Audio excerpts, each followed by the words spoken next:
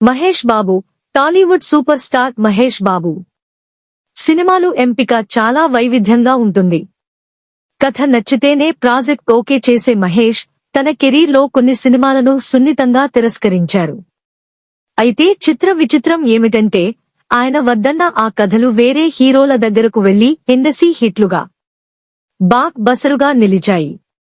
ఒకవేళ ఆ సినిమాలు మహేష్ చేసి ఉంటే ఆయన కెరీర్ గ్రాఫ్ మరోలా ఉండేదేమో అని ఫ్యాన్స్ అనుకుంటూ ఉంటారు. మరి మహేష్ మిస్ చేసుకున్న ఆ 10 భారీ చిత్రాలేంటో ఇప్పుడు చూద్దాం. పాన్ ఇండియా క్రేజ్ తెచ్చే సినిమాలను కూడా నేడు పాన్ ఇండియా స్థాయిలో సంచలనం సృష్టించిన పుష్ప కథను సుకుమార్ మొదట మహేష్ బాబుకే వినిపించారు. కానీ ఆ క్యారెక్టర్ తనకు సెట్ అవ్వదని మహేష్ నో చెప్పారు. అలాగే సందీప్ రెడ్డి వంగ యానిమల్ కథతో మహేష్ ను కలిశారు. కానీ తన ఇమేజ్ కు అది చాలా భిన్నంగా ఉండటంతో ఆయన వదులుకున్నారు. ఇక షారుఖ్ ఖాన్ కెరీర్లోనే బిగ్గెస్ట్ హిట్ అయిన జవాన్ కథ కూడా అట్లీ మొదట మహేష్ కే చెప్పారు. ఇలా మన సూపర్ స్టార్ వద్దన్న సినిమాలు ఇప్పుడు నేషనల్ లెవెల్లో బాక్సాఫీసు షేక్ చేయడం విశేషం. Classic hits. మహేష్ కాదన్న తర్వాతే మహేష్ బాబు కేవలం మాస్ సినిమాలే కాదు, కొన్ని అద్భుతమైన లవ్ స్టోరీలను కూడా వదులుకున్నారు. శేఖర్ కమ్ముల ఫిదా, గౌతమ్ మీనన్ ఏం మాయ చేసావే వంటి క్లాసిక్ హిట్స్ మొదట మహేష్ దగ్గరికే వచ్చాయి.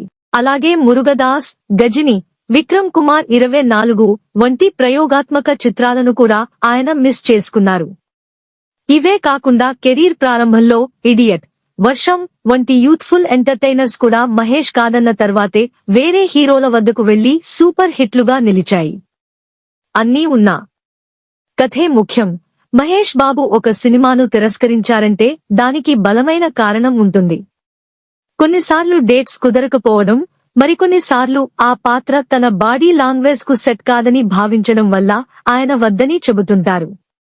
ఇక తాను మిస్ చేసుకున్న సినిమాలు హిట్ అయినా ఆయన మాత్రం ఎప్పుడూ బాధపడరు.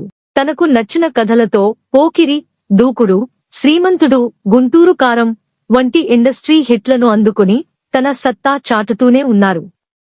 ప్రస్తుతం రాజమౌళితో చేయబోయే సినిమాతో గ్లోబల్ లెవెల్లో రికార్డులు సృష్టించేందుకు మహేష్ సిద్ధమవుతున్నారు.